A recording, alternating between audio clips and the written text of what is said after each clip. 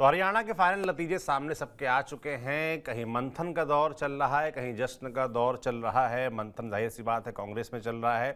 कांग्रेस नेता राहुल गांधी का ट्वीट भी इस बीच सामने आ गया है, जिसमें उन्होंने हरियाणा का जिक्र भी किया है। उन्होंने कहा हम हरियाणा के अप्रत्याशित नतीजे का विश्लेषण कर रहे हैं, अनेक विधानसभा क्षेत्रों से आ रही शिकायतों से चुनाव आयोग को अवगत कराएंगे। तो आप देखिए, चुनाव आयोग के पास जाने के लगातार कल से आप सुन ही रहे हैं, भूपेंद्र सिंह हुड्डा बोल रहे थे कि हमको कई जगह शिकायत मिली है, हम चुनाव आयोग के पास जाएंगे। राहुल गांधी ने भी उसी बात का जिक्र कर दिया है। इस बीच खबर ये भी है कि नायब सिंह सैनी जो कि हरियाणा के मुख्यमंत्री हैं, एक बार फिर से शपथ लेंगे, ऐसे कयास लगाए जा रहे हैं। और इस बीच वो प्रधानमंत्री नरेंद्र मोदी से मिले और नरेंद्र मोदी ने इसको लेकर ट्वीट भी किया। इसमें लिखा है कि हरियाणा के मुख्यमंत्री नायब सिंह सैनी से मिला, विधानसभा चुनाव में भाजपा को मिली ऐतिहासिक जीत के लिए उन्हें बधाई और शुभकामनाएं दी। मुझे विश्वास है कि विकसित भारत के संकल्प में हरियाणा की भूमिका और महत्वपूर्ण होने जा रही है। इस तरह का ट्वीट किया है। इस मुलाकात के बाद नायब सिंह सैनी ने मीडिया से क्या बात की, पहले आपको वो सुनवा देते हैं।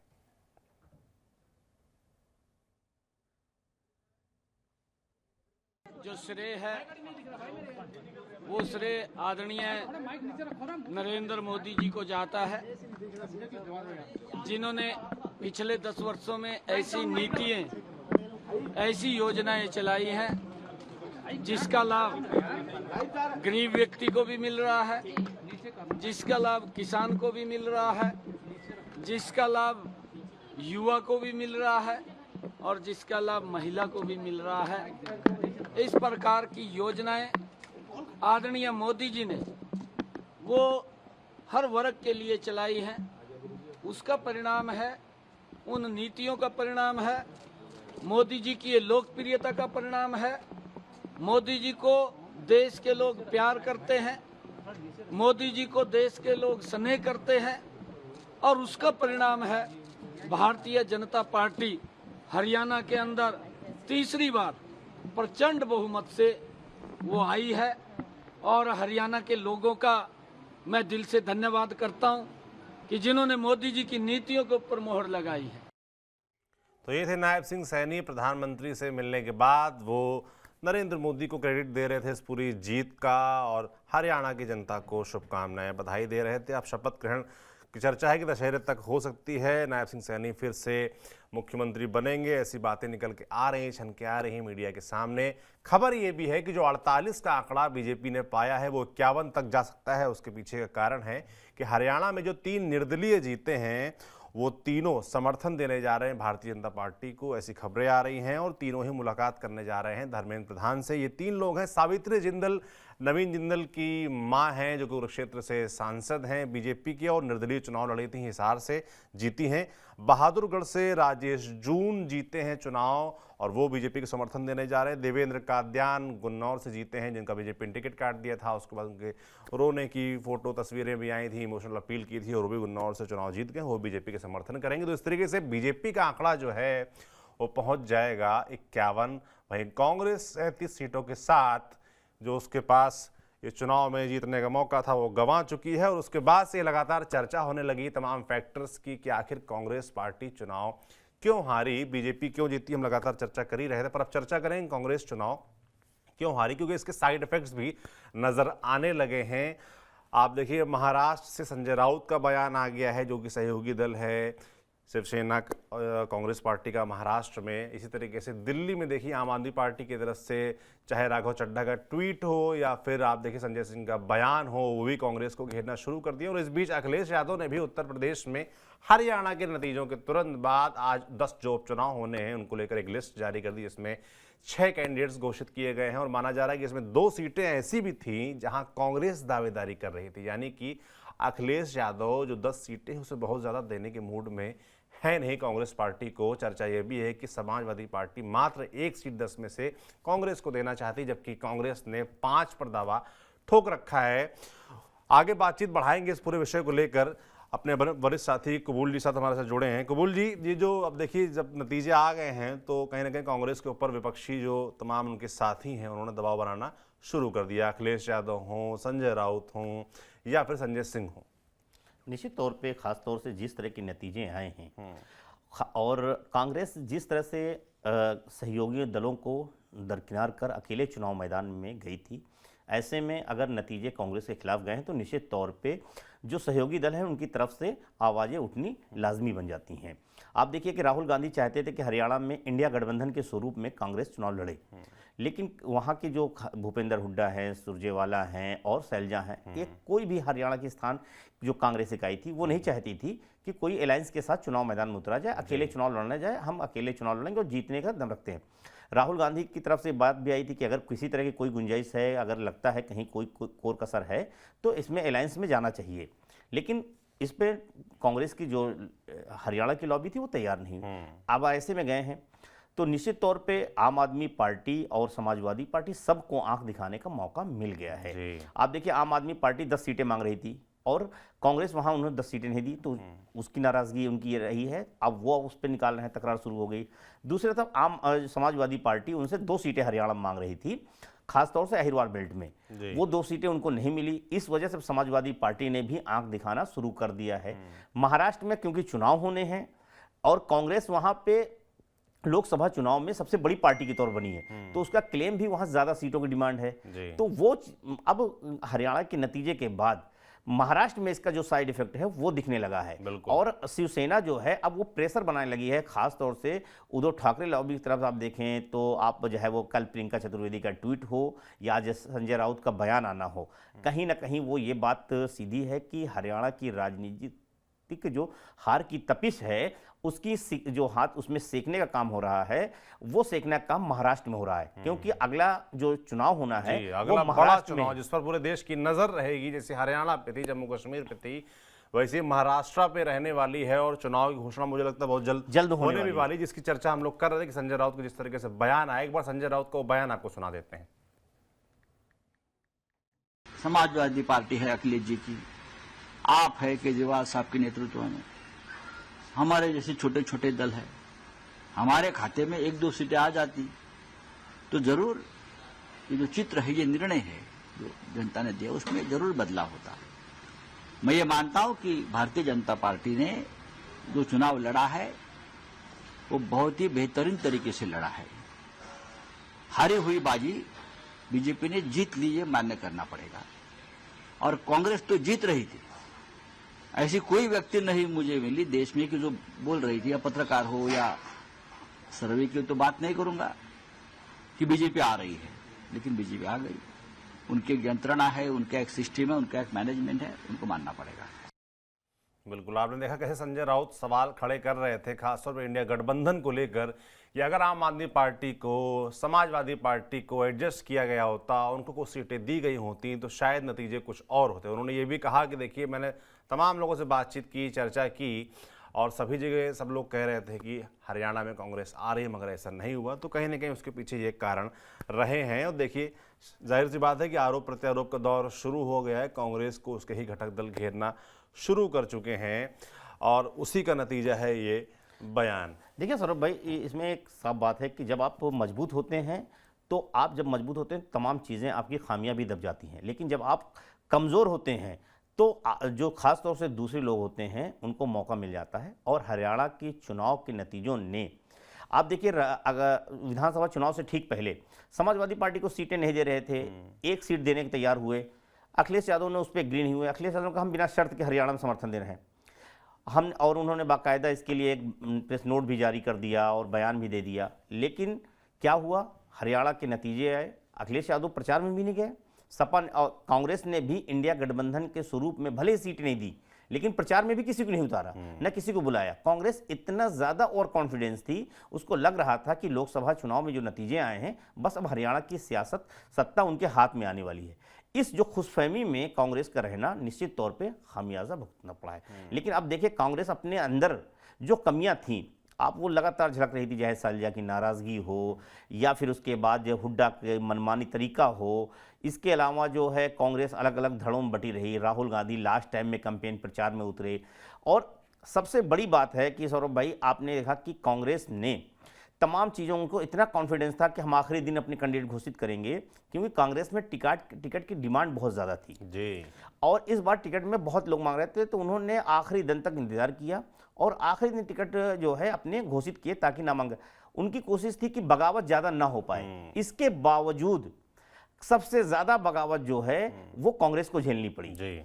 और बगावत का खामियाजा जो है आज सत्ता से दूर रहना पड़ता है। जिस बात का आप जिक्र कर रहे थे कि वो 10 सीटें हैं, बिल्कुल, जो 10 सीटों पे 10 करीब ऐसी सीटें हैं जब बागियों की जो बात कर रहे हैं कबूल जी की, जो एकदम अंतिम मौके पर टिकट जारी किए गए और उसके बाद बागियों को मनाने के लिए उतना वक्त नहीं मिला और बागी तमाम जगह उतर गए मैदान में। और कम से कम 10 सीटें हमने ऐसी छांटी हैं जहां पर कांग्रेस को उन बागियों की वजह से नुकसान झेलना पड़ा, हार झेलनी पड़ी और आज वो विपक्ष की स्थिति में हैं और हरियाणा में अगले साल 5 साल जो है 5 साल विपक्ष पे ही रहने वाले हैं।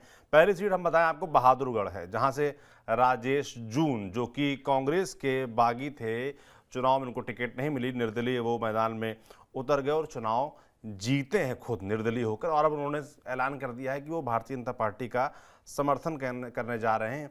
ऐसी खबरें आ रही हैं कि वो जल्द ही धर्मेंद्र प्रधान से भी मिलने जा रहे हैं, ऐसे ही खबरें निकल कर आ रही हैं। आप देखिए, जो इस सीट की बात करें तो 73,000 वोट राजेश जून को मिले और जो बीजेपी के दिनेश कौशिक हैं वो चुनाव में यहाँ पर मात्र 31,000 वोट पा पाए।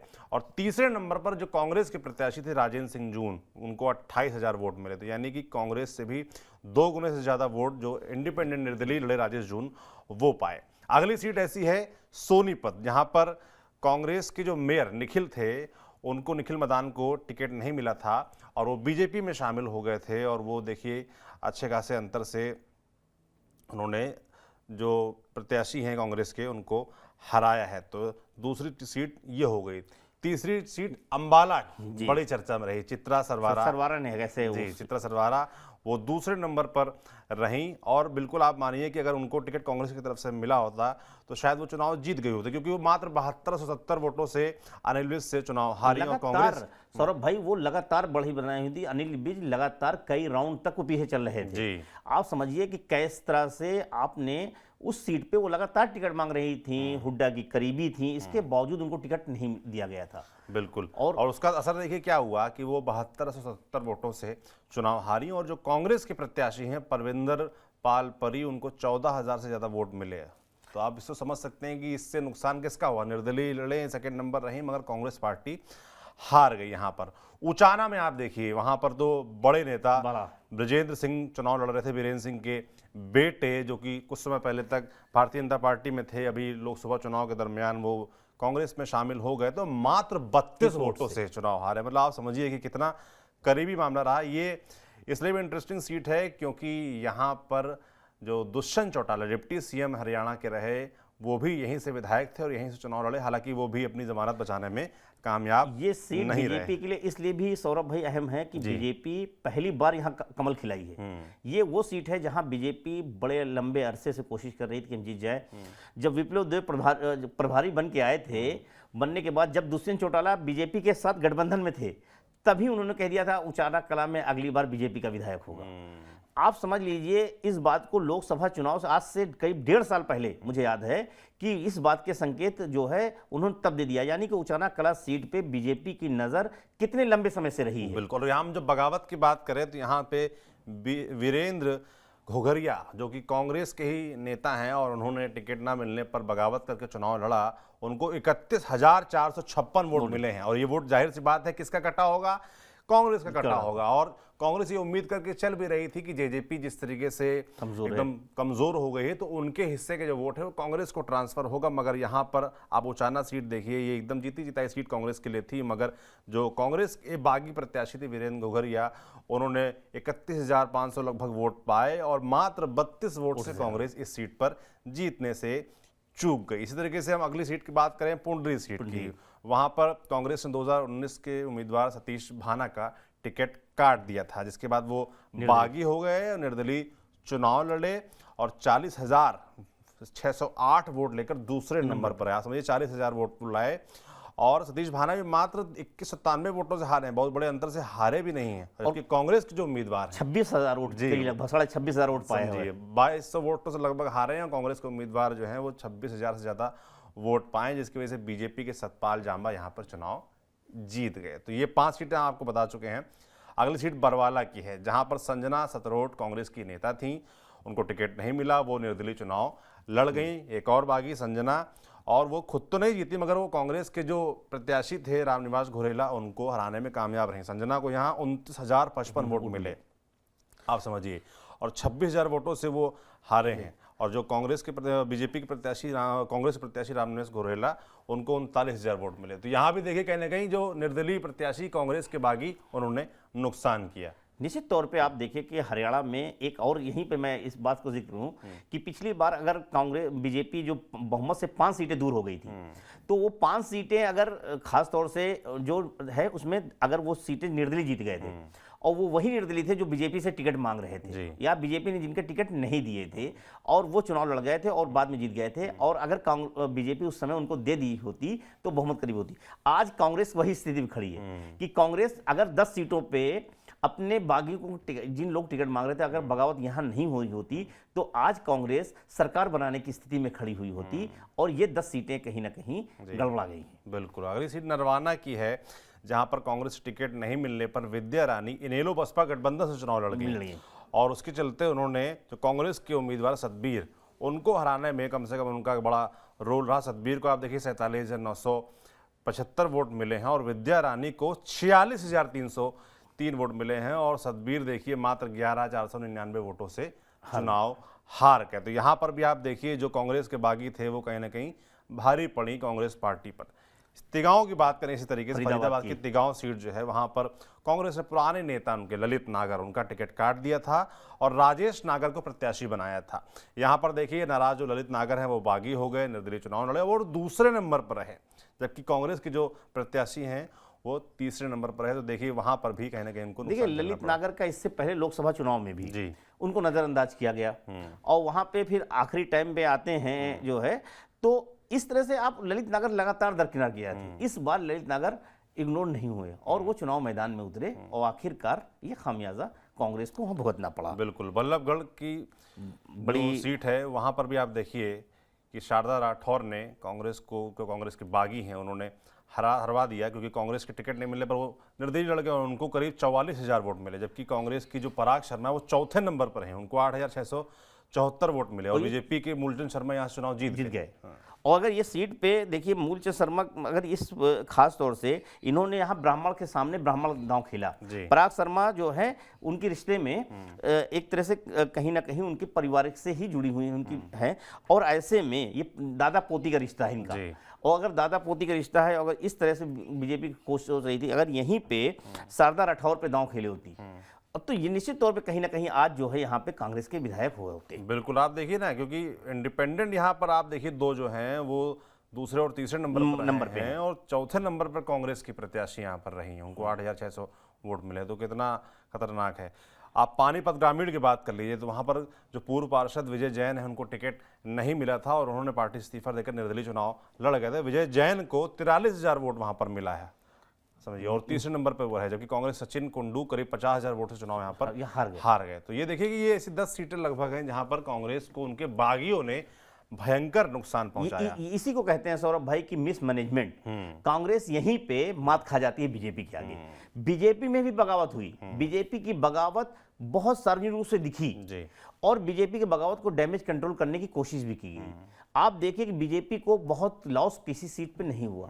बीजेपी जो पिछले प्रदर्शन रही है 2014 से बेहतर की है, यहां तक कि 2019 से भी बेहतर करके प्रदर्शन आई है बीजेपी इस बार। यानी कि बीजेपी जिस बार कहा जा रहा था कि सत्ता विरोधी लहर है, 10 साल की एंटी इनकम्बेंसी है, तमाम तरह की चीजें हो रही थी, और ऐसे में करीब आपने 10 सीटों की बात की, 10 सीटें बीजेपी ऐसी भी जीती है इस चुनाव में जहां बीजेपी पिछले 40-50 साल से नहीं जीती थी, मतलब जनसंघ के दौर से के बाद नहीं जीती थी।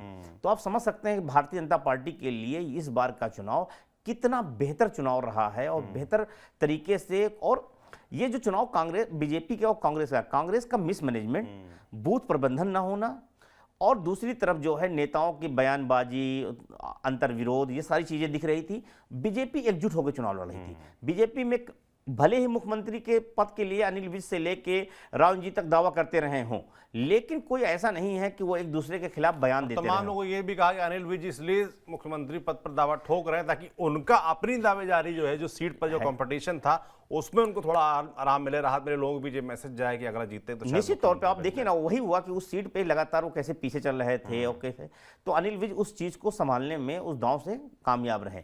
लेकिन आप देखिए कि बीजेपी में भी चीजें रही, अंतर विरोध रहा, कई चीजें रही, लेकिन वो बीजेपी की सतह पे और चुनाव को बहुत ज्यादा इफेक्ट नहीं डाली। जबकि कांग्रेस की जो अंतर विरोध रहा है या आपसी गुटबाजी रही है, वो राजनीति में हार का बड़ा कारण बन गई। शैलजा जो है लगातार कहीं कैंपेन में नहीं निकल रही थी, 14 दिन तक को भवन में रही, उसको कैसे कांग्रेस, कुमारी बीजेपी ने- शैलजा का मुद्दा देखिए इतना ज्यादा बहुत छाया महंगा। रहा, बीजेपी उसको आखिरी तक उठाए रही, मगर कांग्रेस अपनी एक नेता को मैनेज नहीं कर पाई। वो लगातार मीडिया में बयानबाजी करती रही और क्षेत्र में भी उस तरीके से, हरियाणा में उतना प्रचार करती नहीं दिखी। अपने लोकल जहां पर उन्होंने कुछ उनके प्रत्याशी थे, उनके खास लोग थे, उनके लिए ही प्रचार किया, सबके लिए नहीं किया। और ये चर्चा का विषय बना रहा और देखिए उसका असर कहने कहीं पड़ा भी है। 17 ऐसी सीटें हैं हरियाणा में जहां पर बीजेपी 8 जीती है, कांग्रेस 9 जीती, जबकि लोकसभा चुनाव के लिहाज से आप देखेंगे तो कांग्रेस को 13 सीटों पर बढ़त थी। यानी कि इस तरीके से देखें तो 4 सीटें लूज की हैं कांग्रेस। निश्चित तौर पे आप समझ लीजिए कि खासतौर से सिरसा के इलाके में जहां पे मतलब कुमारी शैलजा लड़ी थी एक तरफा, वहां हुड्डा प्रचार करने भी नहीं गए थे 2024 के लोकसभा चुनाव में, और अशोक तंवर भी आ गए थे। अब अशोक तंवर और शैलजा आ गए थे तो वहां प्रदर्शन और कांग्रेस का बेहतर होना चाहिए था, लेकिन और कांग्रेस का प्रदर्शन खराब हो गया। तो इस तरह की स्ट्रेटजी कांग्रेस ना वहां पे जाती अपनी समीकरण को सहेज पाई, ना अपने नेताओं को सहेज पाई, ना अपने गठबंधन के साथ जो है बांध के रख पाई। तो कांग्रेस जो है कई चीजें, ना उनका इंडिया गठबंधन जो है बिखर गया, ना उनका पूरा जाति समीकरण जो जाट और दलित बना वो बिखर गया, और नेताओं में गुटबाजी का खामियाजा भुगतना पड़ा। बिल्कुल। आप बात कर रहे थे मिसमैनेजमेंट कांग्रेस के, तो बीजेपी के मैनेजमेंट की बात भी होनी चाहिए। आप देखिए बीजेपी ने अपने 14 विधायकों के टिकट काटे, उसमें 4 मंत्री भी थे और 12 जीत आए हैं। मतलब 14 जो टिकट बदले हैं उसमें जो बदले हुए प्रत्याशी थे, ऐसे 12 प्रत्याशी चुनाव जीत कर आए हैं। इसको देखिए कितना बड़ा एक तरीके से कामयाबी है ये। और हाँ, और उसी तरीके आप कांग्रेस के देख लिए 30 रिपीट कर दिए, उसमें 15 हार गए। 15 हार गए। तो यही मैं कह रहा था, और लगातार ये बात हो रही थी कांग्रेस और हुड्डा जी की जिद थी, क्योंकि जो 15 हारे हैं वो ज्यादातर हुड्डा के करीब, उसमें से 12 जो है हुड्डा करीबी हैं, और हुड्डा नहीं चाह रहे थे किसी तरह से उनकी नाराजगी हो। जो खासतौर से 30 विधायकों को, 27 विधायकों को टिकट जो है इस बार रिपीट किया गया था 28 विधायकों का, उसमें से 24 जो है हुड्डा खेमे के थे और 4 जो है वो शैलजा के थे। तो आप समझिए कि इन चीजों में अगर वो 15 हार रहे हैं, अगर हारे हैं तो 12 हुड्डा खेमे के हारे हैं। यानी कि हुड्डा अपने करीबी विधायकों की सीट नहीं बचा पाए जिनको लड़े। एक तरफ तो हुड्डा की निश्चित तौर पे ये है, दूसरा हुड्डा के आगे रहने का खामियाजा क्या हुआ कि जाट और गैर जाट की पॉलिटिक्स हो गई। हरियाणा में बीजेपी ने जाट बनाम हुड्डा बनाम जो है बीजेपी कर दिया। हुड्डा बनाम बीजेपी होने से जो गैर जाट जातियां थीं उनको लगा कि, क्योंकि हर तरफ दिख रहा था, हुड्डा से लेकर हर जगह हर माहौल दिख रहा था कि बीजेपी वहां कांग्रेस आ रही है, तो उससे जो गैर जातियां थीं उनके अंदर भी, क्योंकि जाटों का रिएक्शन दिख रहा था, तो गैर जाट जो है उसके जो है काउंटर पोलराइजेशन जिसको कहा जाता है वो हुआ और बीजेपी के साथ। और बीजेपी, एक बात कही जा रही है कि बीजेपी जो है ये चुनाव को कांग्रेस की मिसमैनेजमेंट जीती। बीजेपी अपनी स्ट्रेटजी से जीती है। बीजेपी ने पूरे चुनाव को, मतलब खास तौर से 10 साल की जो सरकार की खामियां थे उसके इर्द गिर्द सिमटने ही नहीं दिया। वो कुमारी शैलजा के इर्द गिर्द चुनाव को ले आए, और नरेंद्र मोदी ने जो केंद्र की नीतियां रहीं, सरकार रही, उन पे बात करते रहे। इस तरह से राहुल गांधी भी जब चुनाव प्रचार में गए तो राहुल गांधी ने भी नायब सिंह सैनी या मनोहर लाल खट्टर की सरकार पर निशाना साधने के बजाय वो पीएम मोदी पे टारगेट करते रहे, अडानी पे करते रहे, किसान जवान और पहलवान की बात करते रहे, हुड्डा भी पूरा। और ये कहीं ना कहीं जो है, जो वहाँ के मूल मुद्दे थे, जो वहाँ के 10 साल की एंटी इनकम्बेंसी थी, उस पर बात नहीं हो पाई, और उसके बात ना होने का खामियाजा जो है वो भुगतना पड़ा। और यही कांग्रेस की, बीजेपी की स्ट्रेटजी थी कि जो उसके 10 साल का कार्यकाल है या उसकी सत्ता विरोधी लहर, उस पर बात ना हो, और बात जो है कहीं ना कहीं पर्सनालिटी। और इसीलिए देखिए आपने सत्ता विरोधी जो लहर थी वो कहने के मनोहर लाल खट्टर के नाम के इर्द गिर्द थी। उन्होंने 6 महीने पहले ये रिस्क लिया कि उनको लोकसभा लड़वाया, यहाँ पर सरकार में मुख्यमंत्री बदला, नायब सिंह सैनी एक ओबीसी चेहरे को चुना, तो कहीं ना कहीं बीजेपी लगातार ये। और इतना नहीं, उनको चुनाव प्रचार से काफी दूर रखा गया। कहीं पोस्टरों में हुड्डा, मतलब मनोहर लाल खट्टर की तस्वीर नहीं नजर आ रही थी। बड़ी रैलियों में वो कहीं बड़े नेताओं के साथ मंच शेयर नहीं कर रहे थे, वो अलग अलग बैठकें कर रहे थे, कमरों में बैठक कर रहे थे। और वो उन इलाकों में रैलियां कर रहे थे, जैसे वो मेवात में रैली करने आए थे, जहां मुस्लिम वोट था, वहां उनको लग रहा था कि यहाँ कोई नुकसान नहीं होना, तो वो उस इलाके में प्रचार करने जा रहे थे। ज़्यादातर उन्होंने काम किया कि जीटी बेल्ट को संभाल के रखा जाए, इसीलिए जो पिछली बार जीटी बेल्ट में जो सीटों का नुकसान हुआ था उसकी भरपाई हुई।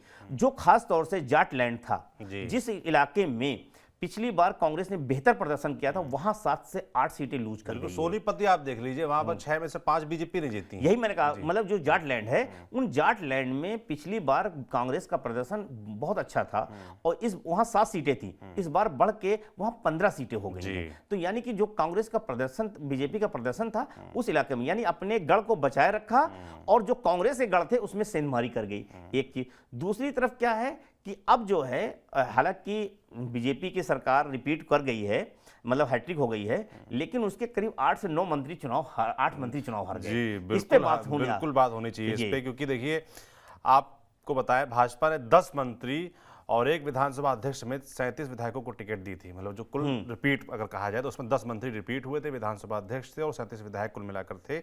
इनमें 10 लोग चुनाव हार गए। हारने वाले मंत्रियों में डॉक्टर कमल गुप्ता, कंवरपाल गुर्जर, जेपी दलाल, रणजीत चौटाला, संजय सिंह, सुभाष सुधा, असीम गोयल और अभय यादव शामिल हैं। विधानसभा अध्यक्ष पंचकुला से जुड़े ज्ञानचंद गुप्ता वो भी हार गए हैं चुनाव चंद्रमोहन के सामने। इसके अलावा 2 विधायक भी चुनाव हारे। इस तरीके कांग्रेस ने भी 28 विधायकों को टिकट दिया था, उस पर भी बात हो रही, जिसमें 15 हार गए हैं और 13 जीते हैं। निश्चित तौर पे वही बताया कि ये होगा, लेकिन जो खास तौर से बीजेपी की जो नैब सिंह सैनी की कैबिनेट हारी है, इसका इफेक्ट क्या है? यानी कि जो नई मंत्रिमंडल बनेगा उसका स्वरूप बदल जाएगा। यानी कि जो पुराने मंत्री हारे, क्योंकि वहां विधान परिषद का कॉन्सेप्ट है नहीं, भले ही बड़े दिग्गज नेता हार गए हों, मूलचंद गुप्ता जैसे, शर्मा जैसे, लेकिन क्या हुआ कि जो नए लोग आए हैं, तो अब बीजेपी अपने नई कैबिनेट में नैब सिंह सैनी को बनाया था। उस वक्त बहुत ज़्यादा मंत्रिमंडल में चेंजिंग नहीं की थी, लेकिन अब जो है मुझे लगता है नैब सिंह सैनी अब फुलफिल तरीके से मुख्यमंत्री होंगे, उनकी अपनी कैबिनेट होगी, उनके अपनी लीडरशिप होगी, जो नए नेता हैं।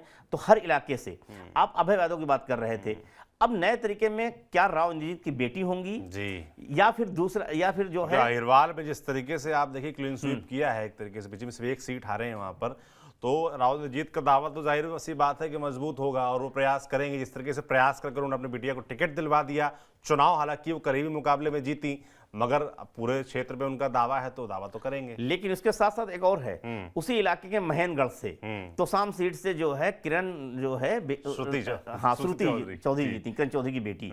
तो आप सोचिए उनका भी दावा मजबूत हो रहा है। और श्रुति की माँ जो है किरण चौधरी बड़ी नेता है, जाट समुदाय से आती हैं। तो अब मुझे लगता है दावा तो देखिए एक जगह से और होता, आदमपुर से भव्य बिश्नोई का, मगर वो चुनाव हार गए 1250 वोटों के करीब से। और 57 साल पुराना जो पूरा उनके परिवार का गढ़ रहा है वो टूटा है। तो मुझे लगता है कि अभी बीजेपी के लिए भी सरकार रिपीट हो गई है, लेकिन सबको साध के एक बेहतर कैबिनेट के स्वरूप में लाना, क्योंकि हरियाणा में सबसे अहम चीज है कि आपको जाति समीकरण के साथ साथ जो क्षेत्रीय समीकरण है उसको बनाने की बात हो रही है। आप देखिए दक्षिण हरियाणा में जो बेहतर बीजेपी के रिजल्ट आए हैं, उसके बाद से लगातार ये बात कही जा रही है कि दक्षिण हरियाणा को लंबे समय से नजरअंदाज किया जा रहा है। दक्षिण हरियाणा में दूसरे मुख्यमंत्री के अलावा आज तक कोई दूसरा नहीं बना। राव इंद्रजीत के पिताजी थे राव बीरेंद्र सिंह, उनके अलावा कोई और दक्षिण हरियाणा से कोई मुख्यमंत्री नहीं बना।